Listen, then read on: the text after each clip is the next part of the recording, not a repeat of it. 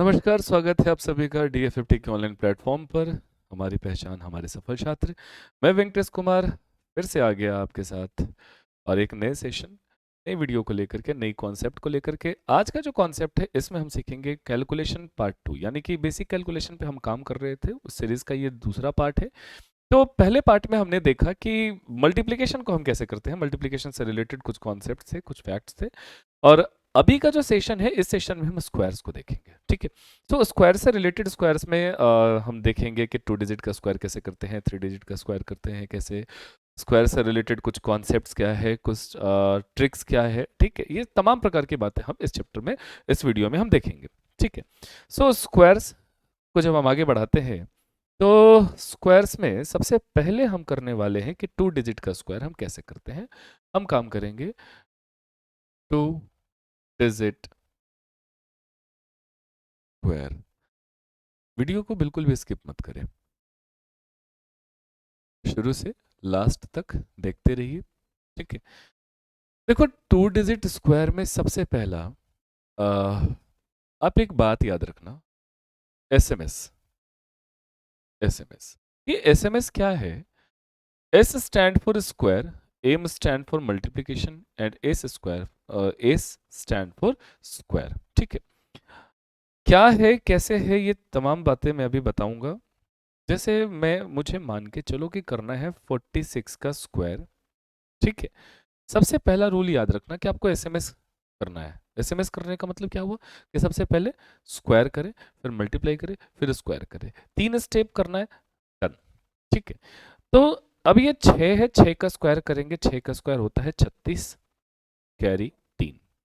अब स्क्वायर तो कर दिया, स्क्वायर के बाद सेकंड स्टेप है मल्टीप्लाई करने का। मल्टीप्लाई करने का रूल है कि सर आपको जितने भी डिजिट नजर आ रहे हैं सबको मल्टीप्लाई कर दो।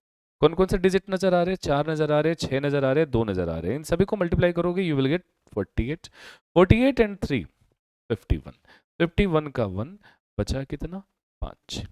अब इसके बाद क्या करेंगे? 4 का स्क्वायर करेंगे, 4 का स्क्वायर हो जाएगा 16, 16 और 5 21।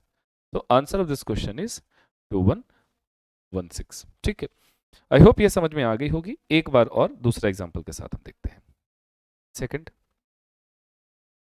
सेकंड क्वेश्चन है, जैसे मान के चलो कि 78 का स्क्वायर करना है हमें। 78 का जब स्क्वायर करेंगे, 8 का स्क्वायर होता है 64 का 4 बचेगा 6। उसके बाद हम क्या करेंगे? स्क्वायर कर लिया, स्क्वायर के बाद हम मल्टीप्लाई करेंगे। मल्टीप्लाई किसका किसका करेंगे? 7 और 8 का। 8 7 56, 56 दूनी 112, 112 और 6 118 का 8 बचेगा 11। 7 का स्क्वायर करेंगे 49, 49 और 11 मिलकर हो जाता है 60। So answer of this question is 6084, ठीक है। तो ये थी 2 डिजिट का स्क्वायर, ठीक है। अब 2 डिजिट के स्क्वायर के बाद हम आगे बढ़ेंगे 3 डिजिट के स्क्वायर की ओर, ठीक है। हालांकि एक तरीके से और हम स्क्वायर करते हैं, वो मैं थोड़ी देर के बाद में आपको बताऊंगा। पहले हम कर लेते हैं 3 डिजिट का स्क्वायर, ठीक है। अब अगर आप 3 डिजिट का स्क्वायर करते हो तो इसके लिए क्या रूल्स है? 3 डिजिट स्क्वायर एग्जाम्पल देखते हैं पहले। जैसे अगर मैंने लिखा 1 2 5 का स्क्वायर, 1 2 5 का स्क्वायर।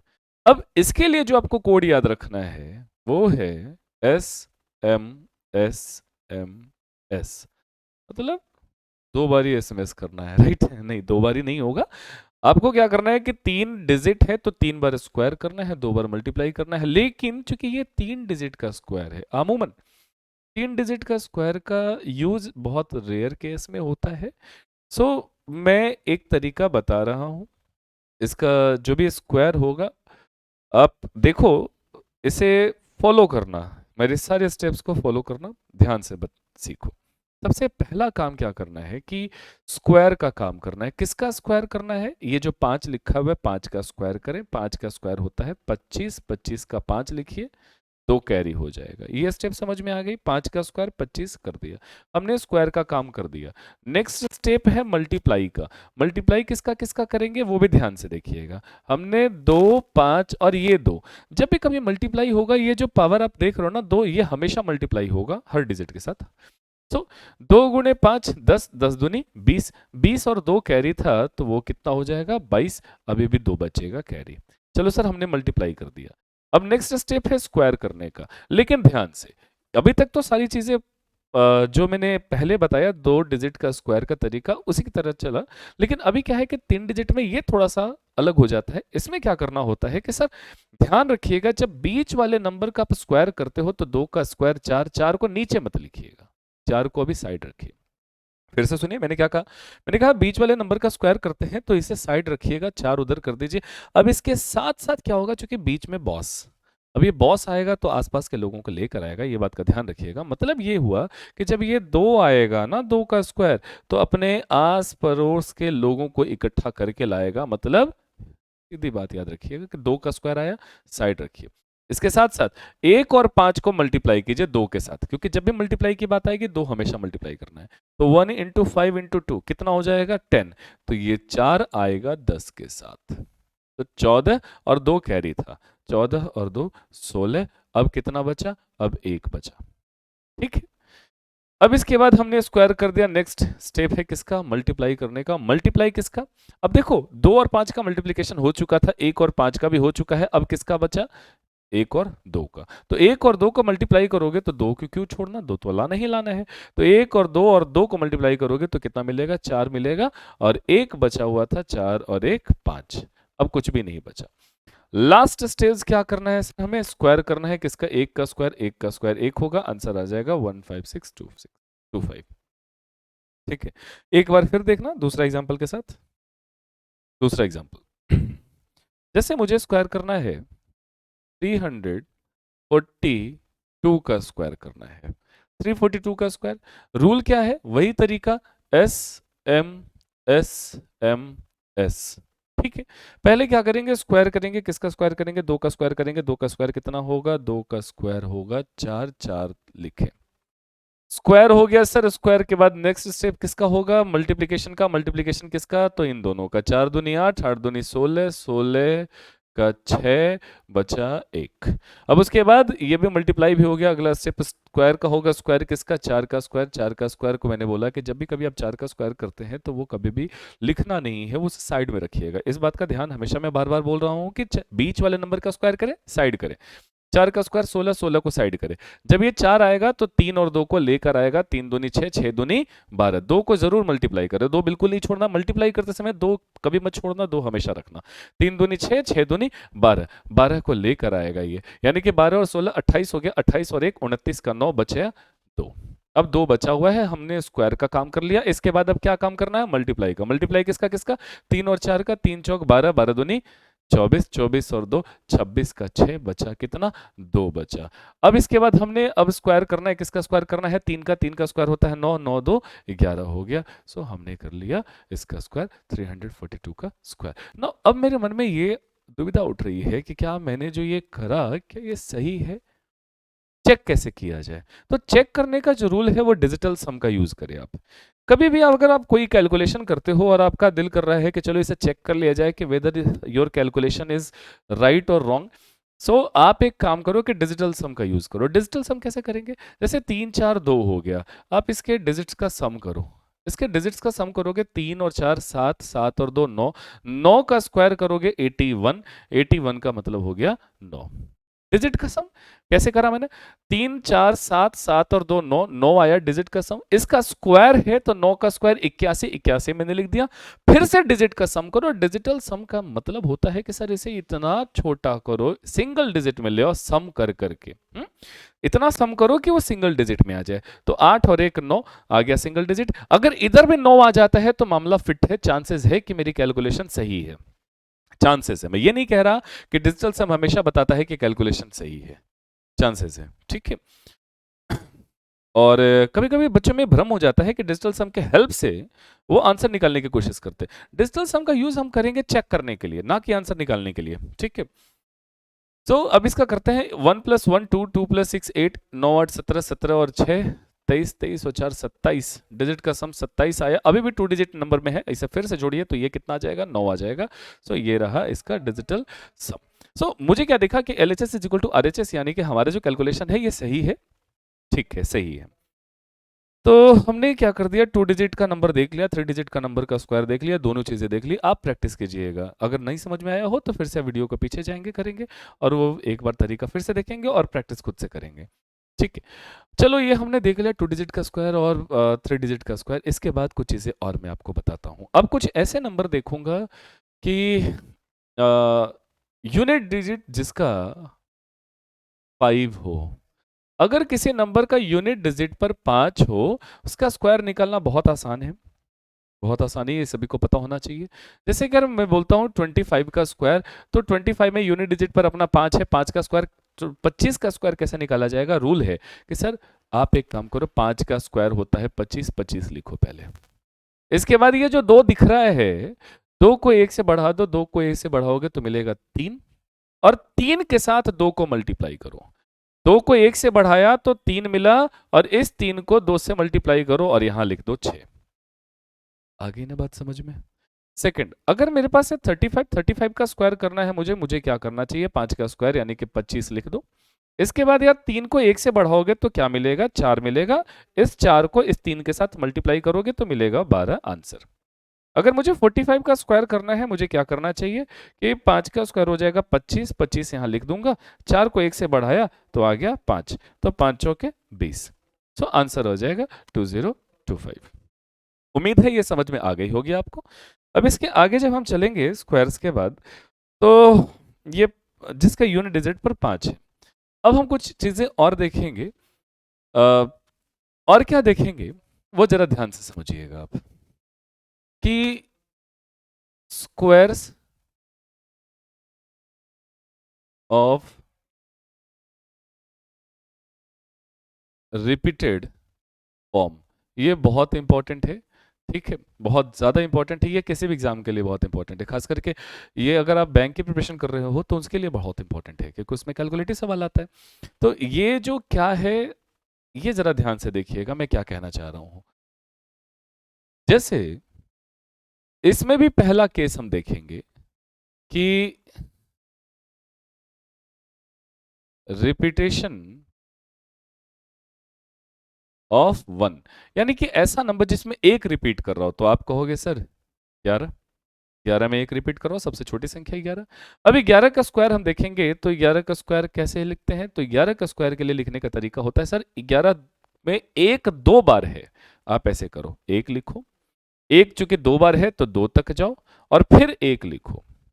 ठीक है, अगर 111 है, इसका स्क्वायर करना है तो इसका स्क्वायर क्या होता है?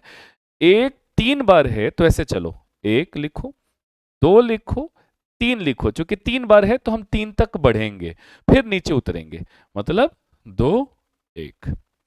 अगर 1111 का स्क्वायर है, हमें क्या लिखना चाहिए? 1 2 3 4, चूंकि 4 बार एक है, उसके बाद 3 2 1, उसके बाद 11111 का स्क्वायर हमें करना हो, so what should I right? 1 2 3 4 5 4 3 2 1। So, ये रहा 11 का रिपीटेशन। अगर जहां कहीं भी 11 का रिपीटेशन होगा, सॉरी 1 का रिपीटेशन होगा, तो जैसे 11 111 1111 11111 1,11,111, तो ऐसे नंबर का स्क्वायर करना बड़ा आसान हो जाता है। इसके बाद हम नेक्स्ट चलते हैं सेकंड कॉन्सेप्ट पर। जो अपना सेकंड कॉन्सेप्ट है वो है रिपीटेशन ऑफ 3। ठीक है, जिसमें 3 रिपीट कर रहा हो, ये बहुत इंपॉर्टेंट है, जिसमें 3 रिपीट कर रहा हो। जैसे 33, 33 का स्क्वायर क्या होता है? 1089, 33 का स्क्वायर 1089। इसके बाद 333 का स्क्वायर, जब 333 का स्क्वायर निकालना हो, बहुत आसान होता ही है। इसके लिए कॉन्सेप्ट आप ये याद रखो कि सर देखो 3 है, 3 बारी, 3 3 बार है, तो आपको क्या करना है कि एक को 2 बार लिखिए, 0 को 1 बार, 8 और 8 को 2 बार, 9 को 1 बार।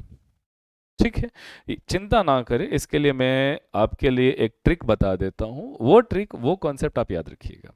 ठीक है, अगर 3333 है, इसका स्क्वायर निकालना हो, क्या ट्रिक बनेगा कि देखो भैया 3 4 बारी है, तो 1 और 8 ये 3 बार होगा, मतलब जितनी बार 3 रहे उससे एक कम 1 और 8 रहेगा।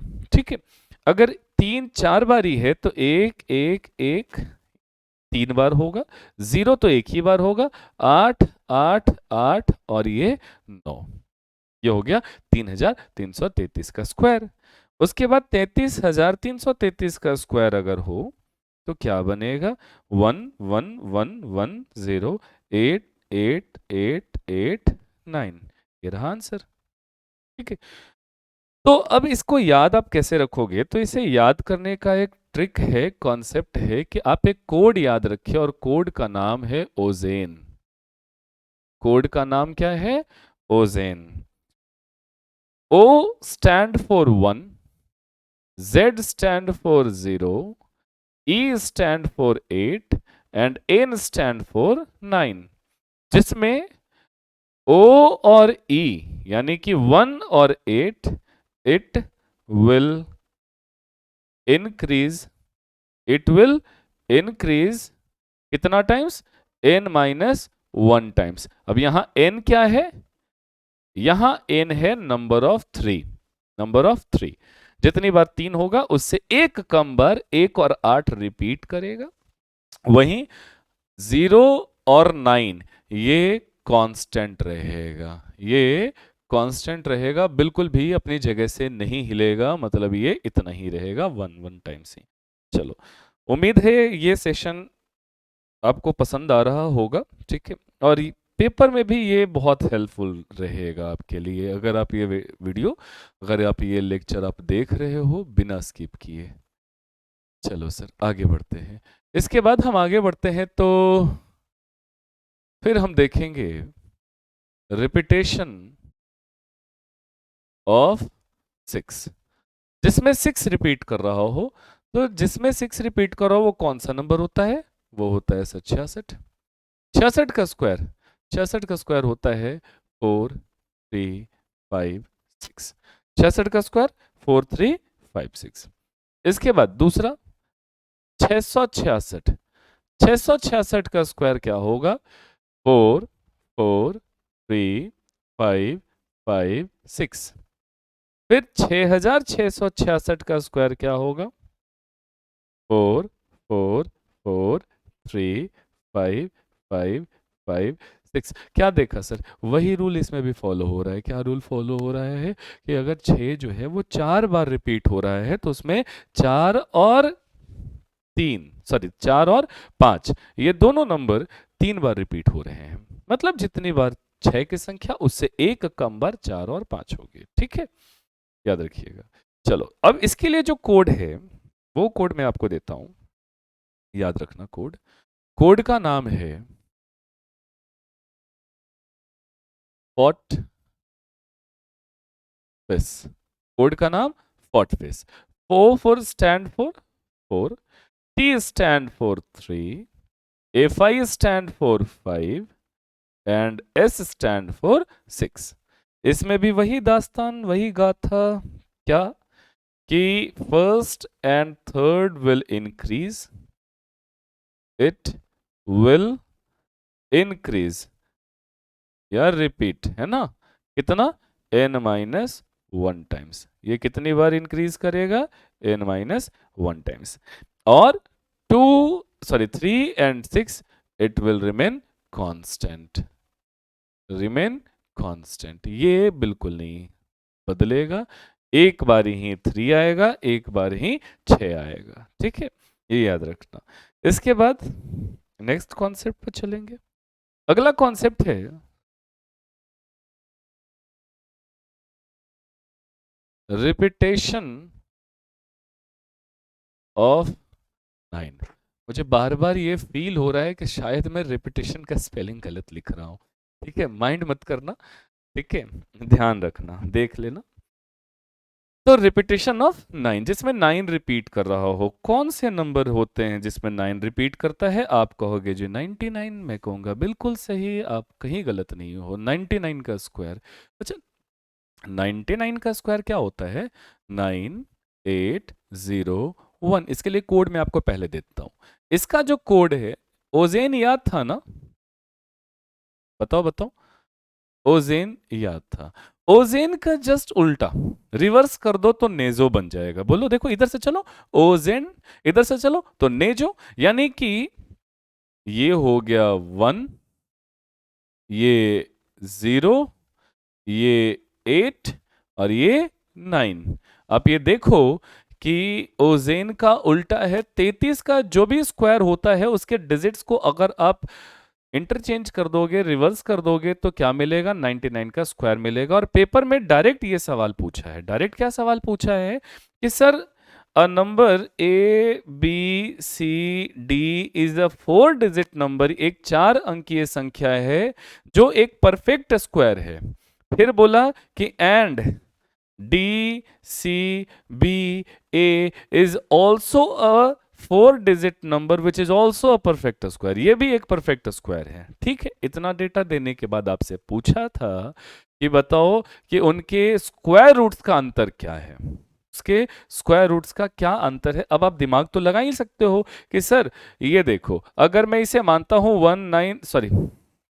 1089 तो ये हो जाएगा 9801, ये हो जाएगा 33 का स्क्वायर और ये हो जाएगा 99 का स्क्वायर। अब बोला कि स्क्वायर रूट्स का क्या अंतर है, अब स्क्वायर रूट यानी कि वर्गमूल का अंतर बताओ। तो इसका वर्गमूल 33, इसका वर्गमूल 99, तो 33 और 99 का अंतर जो है वो होता है 66। तो answer of this question is 66। है ना इंटरेस्टिंग बात, याद रखना इसे, ये वैल्यूज याद रखना, ये क्वेश्चन भी याद रखना, नोट कर लो, बिल्कुल नोट करते चलो आप। ठीक है, इसके बाद फिर बात आती है कि 999 का स्क्वायर करना हो, क्या होगा, आपका दिल जानता है कि क्या होगा, बताओ बताओ। यही होगा ना, 9 दो बारी, 8 एक बारी, 0 दो बारी, 1 एक बारी है। उसके बाद 9999 का स्क्वायर अगर है, what will be the answer, 99980001। बस, बस समझ गए होंगे। ठीक है, देखो अगर वीडियो यूजफुल लग रही हो तो शेयर करो, लोगों को बताओ, और लाइक ज़रूर कर देना सर। और मैं चाहता हूँ कि देखो ऐसी वीडियोज़ ऐसे कंटेंट्स में रेगुलर इंटरवल पे डालते रहूँगा इस चैनल पे, वीडियोज़ आते रहेंगी। आप इस चैनल को सब्सक्राइब कर लो अगर नहीं किए हो अभी तक तो, और बने रहो और कमेंट जरूर किया करो अगर वीडियो आपको अच्छी लग रही हो, ये फ्रूटफुल लग रहा है, बेनिफिशियल लग रहा है। ये सभी एग्जाम्स के लिए है, चाहे आप किसी भी एग्जाम को टारगेट कर रहे हो, सारी एग्जाम्स के लिए ये वीडियो इंपॉर्टेंट होने वाली है। ठीक है, चलिए हम आगे बढ़ते हैं। अब इसके बाद में कुछ चीज़ें और बताऊंगा। ठीक है, अभी कुछ चीज़ें इसमें स्क्वायर से रिलेटेड और बताने वाला हूँ जो कि बहुत इंपॉर्टेंट है। अभी वो क्या बातें हैं, ज़रा ध्यान से सुनना मेरी बात। जैसे देखो सर, अगर मैं कोई एक नंबर लेता हूं, मैं कहता हूं जी 12, ठीक है, 12 का स्क्वायर कितना होता है, 144 होता है। अब एक काम करो, 50 माइनस 12 करो, करो ना, बाद में सोचेंगे क्यों कर रहे हैं, बस करो। 50 माइनस 12 का स्क्वायर तो कहोगे सर 38 का स्क्वायर, और 38 का स्क्वायर आ जाएगा कितना, 1444, 1444। फिर एक काम और करो कि 50 प्लस 12 का स्क्वायर करो, ये कितना आएगा, 50 प्लस 12 का स्क्वायर क्या आएगा, ये हो जाएगा 62, और 62 का स्क्वायर कितना हो जाता है, तो ये 3844 हो जाएगा। ठीक है, उसके बाद 100 माइनस 12 का स्क्वायर करो, तो 100 माइनस 12 का स्क्वायर करोगे, क्या मिलने वाला है, आप कहोगे जी 80 का स्क्वायर, यानी कि 7744, राइट, ये हो जाएगा 7744। ठीक है, ये तमाम बातें जानने के बाद अब आप पूछो कि मैंने ये क्यों बताया, कहाँ से ये आया, क्यों आया। देखो, बताने के पीछे एक वजह ये है कि सर इन चीज़ों में पहले आप एक बात ऑब्जर्व करोगे तो ये आपको मिलेगा कि लास्ट टू डिजिट इसमें, लास्ट टू डिजिट इसमें, लास्ट टू डिजिट इसमें, लास्ट टू डिजिट सेम, यही मैं बताने जा रहा था। यही मुझे बताना था। बताना ये था कि सर अगर कोई नंबर का स्क्वायर करते हो, ठीक है, 1 से 25 तक में जनरली ये लेते हैं, क्योंकि फिर तो 50 से उतना घटाएंगे तो बात वही पड़ता है। तो खैर आप ये बात याद रखना कि कोई भी, जैसे n का स्क्वायर 50 माइनस n का स्क्वायर, 50 प्लस n का स्क्वायर, ठीक है, n का स्क्वायर और 100 माइनस n का स्क्वायर, इन सभी का last last two digits same होता है, बराबर होता है, लास्ट टू डिजिट सेम होगा। मतलब एग्जांपल ये मत समझ लेना कि सर लास्ट टू डिजिट 4 और 4, नहीं जरूरी नहीं है। लास्ट टू डिजिट अगर जैसे एग्जांपल एक और बता देता हूँ, कई के मन में ये चीजें आ जाती है कि sir last two digit same का मतलब ये तो नहीं कि 2 2 1 1 4 4 3 3, नहीं ऐसा कुछ नहीं। लास्ट टू डिजिट सेम का मतलब कि एक एग्जांपल और जैसे 13 का स्क्वायर आप करते हो, 13 का स्क्वायर होता है 169, ठीक है। 50 माइनस 13, 50 माइनस 13 का मतलब होता है सर 37, 37। 37 का स्क्वायर करोगे, 37 का स्क्वायर जब आप करोगे तो आ जाएगा ये 69, और उसके बाद हो जाएगा ये इसमें से 25 घटाएंगे तो 12 और 1 13, 13, ठीक है, 1369, ठीक है। 1369, फिर 50 प्लस 13 का स्क्वायर करोगे तो 50 प्लस 13 का स्क्वायर करोगे तो ये हो जाएगा 63, 63 का स्क्वायर कितना हो जाएगा, ये हो जाएगा 9, ये हो जाएगा 6 18, 18 दूनी 36, 36 का 6 बचा 3, 6 6 36 और 3 39, राइट, ठीक है। अब इसके बाद अब 100 माइनस 13, 100 माइनस 13 का स्क्वायर करोगे तो आ जाएगा ये 87 का स्क्वायर। 87 का स्क्वायर करोगे तो ये आ जाएगा 749 का 9 बचा 4, और ये हो जाएगा 68 56 56 72, सॉरी 112, 112 और 4 116 बचा 11 68 64 और 11 75, ठीक है, 7569। तो इस सारी चीजों में क्या देखा कि सर जो 13 का स्क्वायर का लास्ट टू डिजिट है वही 37 के स्क्वायर का लास्ट टू डिजिट, वही 63 के स्क्वायर का लास्ट टू डिजिट, वही 87 के स्क्वायर का लास्ट टू डिजिट है, ठीक है। ये बातें हैं। अब ये क्यों बता रहा हूं, इसके पीछे एक वजह ये है कि देखो स्क्वायर का एक दूसरा तरीका मैं बता रहा हूं, आप कैसे स्क्वायर्स निकालोगे जल्दी, एक सेकंड तरीका बता रहा हूं बसर, लेकिन ये जो तरीका मैं बताने जा रहा हूं इसके लिए कंडीशन है। कंडीशन ये है कि एटलीस्ट 1 से लेकर के 25 तक का स्क्वायर याद होना चाहिए। अगर आपने 1 से लेकर के 25 तक का स्क्वायर याद कर रखा है तो अभी जो मैं तरीका बताने जा रहा हूं वो बहुत काम की तरीका है, वो हर जगह लगेगा, ध्यान से सुनो। और इसके लिए लेकिन एक दायरा है कि ये कहां से कहां तक आप यूज करना, ये जनरली आप यूज करना कि 25 से लेकर के 75 तक के कोई नंबर्स हैं, 25 से लेकर के 75 तक अगर कोई नंबर है और उससे ज्यादा भी चलेगा, लेकिन कंफर्टेबली इसी जोन में यूज होता है, कंफर्टेबली, ठीक है, बड़े आराम से आप इस जोन में यूज कर सकते हो कि 25 से लेकर के 75 तक अगर कोई नंबर है उसे आप कैसे करोगे सॉल्व, वो मैं बता रहा हूं। जैसे मान के चलो कि मुझे करना है कि भाई साहब 36 का स्क्वायर कोई हमें बता दे, 36 का स्क्वायर मैं सिखा रहा हूं, ध्यान से सुनना। 36 पहले ये देखो कि 50 के करीब है, हाँ है, 50 से कितना कम है, आपका जवाब आएगा 14 कम है। तो एक काम करिए, 50 से ये 14 कम है तो जो 14 का स्क्वायर करके लास्ट टू डिजिट होगा वही 36 का स्क्वायर का लास्ट टू डिजिट होगा। तो क्यों ना हम 14 का स्क्वायर, तो 14 का स्क्वायर 196, 196 का लास्ट टू डिजिट आ जाएगा 96, एक कैरी करे, एक कैरी करे। अब क्या कर देते हैं कि ये 36, इस 36 से 25 घटा दो, 36 में से अगर आप 25 घटाओगे तो बचेगा 11 और 1 12, आंसर। दूसरा एग्जांपल आप देखो, जैसे मान के चलो 43 का स्क्वायर करना है, आप क्या करोगे कि सर ये 50 से 7 कम है, 50 से 7 कम है, यानी कि हम 7 का स्क्वायर निकालेंगे, 7 का स्क्वायर 49, आप यहाँ पे 49 लिख दो, आप 49 लिख दो। अब क्या करो, इस 43 में से 25 को घटा दो, सारे में वही काम करेंगे, 43 में से 25 को घटा देना है, ठीक है। तो 43 से जब आप 25 घटाओगे तो क्या मिलने वाला है, 18 मिलेगा, 18 मिलेगा, तो 18 का यहाँ पे 18 लिख देना, ठीक है। अब उसके बाद नेक्स्ट, जैसे मान के चलो कि मुझे 47 का स्क्वायर करना है, तो 47 मतलब ये 50 से 3 कम है, तो 50 से 3 कम है, 3 का स्क्वायर क्या होगा 9, लेकिन मैं लिखूंगा 09, जब भी लिखना है तो डबल डिजिट लिखना पड़ेगा, ठीक है, ये बात का ध्यान रखिएगा। अब इसके बाद हम क्या करेंगे कि 47 में से 25 को घटाएंगे, तो 47 में से जब आप 25 को घटाएंगे तो आएगा 22, ठीक है, 22 आ गया तो 22 का 22 लिखेंगे, चूंकि कैरी तो कुछ बचा ही नहीं था, ठीक है। इसके बाद दूसरा एग्जांपल हम देखते हैं कि जैसे मान के चलो अपने पास आया 64, ठीक है, 64 का स्क्वायर करना है। तो हम क्या करेंगे, जब 64 का स्क्वायर करना है, पहले ये देखो कि ये 50 के करीब है, 50 से ये 14 ज्यादा है, 50 से ये 14 ज्यादा है, तो भैया 14 का स्क्वायर होता है 96, 196, 196 का 96 लिखेंगे, एक बचेगा कैरी। अब क्या करेंगे, 64, 64 में से 25 घटाएंगे, 64 से जब 25 को घटाएंगे तो आएगा 39, 39 और एक 40। So answer of this question is 4096। फिर बात आती है, ठीक है सर ये तो 75 तक का हिसाब हो गया, अब 75 से आगे अगर कुछ आता है तो हम क्या करेंगे, तो मैं बताता हूं। अगर 75 से आगे आ जाए, जैसे मान के चलो कि सर 92 का स्क्वायर आ जाए, 92 का स्क्वायर आएगा, 92 के स्क्वायर के लिए आप क्या काम करो कि सर ये पहले देखो कि 92 100 से कितना कम है, 92 100 से कितना कम है, आपका जवाब आएगा 8 कम है, हम कहेंगे 8 का स्क्वायर करो। 8 का स्क्वायर कितना होगा, 64, 64 आपने लिख दिया, हाँ जी लिख दिया।